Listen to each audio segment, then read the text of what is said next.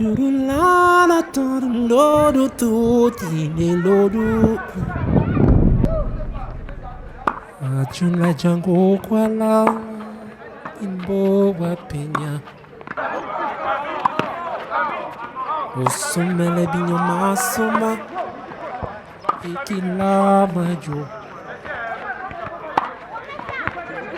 est l'aîné d'une famille nombreuse.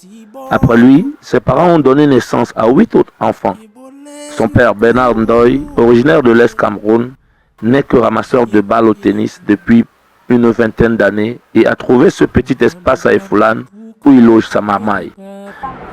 Ah, l'âge 9 là. Le premier c'est Ndoye Yann. Oui.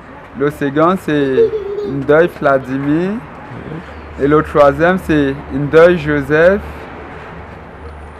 La quatrième c'est Djamoni Bernadette Fresnita. Là c'est l'homonyme de ma mère. Oui. Un espace qui devient de plus en plus exigu pour les trophées et les médailles de ces deux fils qui en comptent à l'appel. Les deux derniers n'ont eu de place que dans le vieux réfrigérateur qui fait office de meuble. Ce sont ceux gagnés à la Mima Youth Tennis Open 2015, une compétition organisée à Douala du 14 au 20 décembre. En ce moment, c'est mon dernier trophée de ma carrière, le dernier trophée que j'ai eu à gagner. Le seul tournoi qu'on organisait au Tennis Club de Douala, tournoi Mima, c'est le seul tournoi où j'ai eu 100 000 francs. C'est le seul tournoi au Cameroun. C'est moi les médailles, les lots, les t-shirts, c'est tout.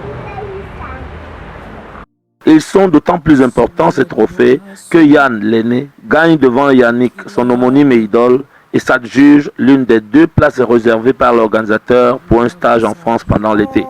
Je suis très content et je remercie d'abord le Seigneur de m'avoir accordé la santé, la force, le courage et la volonté de jouer ce tournoi parce que ça n'a pas été facile pour nous. Ça n'a pas été facile pour nous, nous on dormait à la Belle Étoile.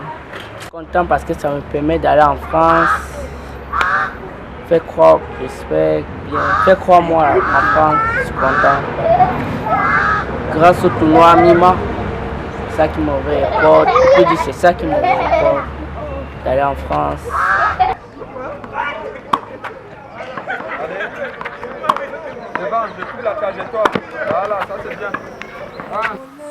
Depuis décembre 2012, l'Ndoye multiplie les performances sur les cours de tennis. C'est ici, au Club France de Yaoundé, aujourd'hui fermé pour travaux, à quelques 200 mètres de chez eux, que l'Ndoye ont avalé le virus du tennis.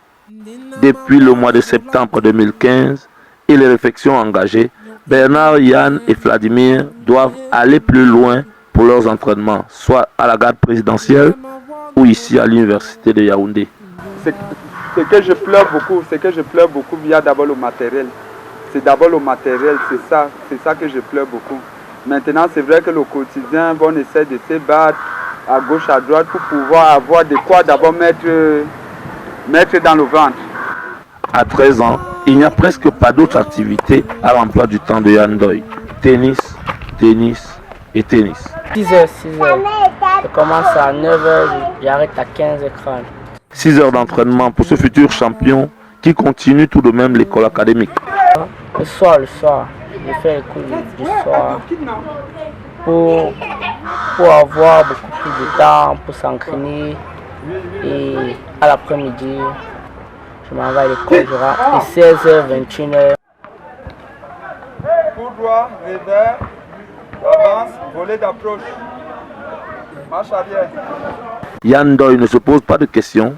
Il écoute religieusement son père qui lui permet d'enchaîner les performances. Il s'entraîne, joue, gagne et remet au Seigneur son plus grand vœu. J'espère être comme le grand champion Yannick Noah. J'espère bien, je crois. Avec la grâce de Dieu et le travail, ça va aller. Je peux donner le meilleur de moi-même, me battre dur, franchement dur.